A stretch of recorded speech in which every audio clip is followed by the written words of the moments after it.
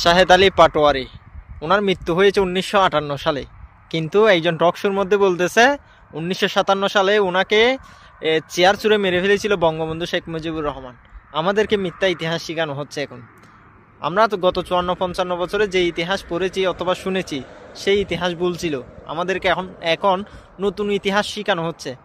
এটার বাস্তব প্রমাণ হচ্ছে এটা, এই যে শাহেদ আলী পাটোয়ারির যে মৃত্যুর ঘটনাটা বললো 1957 সালে, আমাদেরকে মিথ্যা ইতিহাস শেখানো হচ্ছে।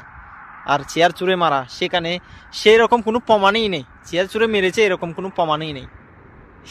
আর আমাদেরকে মিথ্যা ইতিহাস শেখানো হচ্ছে।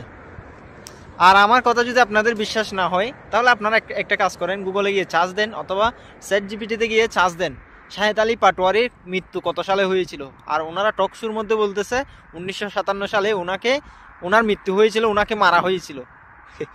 উনি মৃত্যু হওয়ার আগেও উনি 2 দিন হাসপাতালের মধ্যে ছিলেন, ঢাকা হাসপাতালের মধ্যে ছিলেন 2 দিন।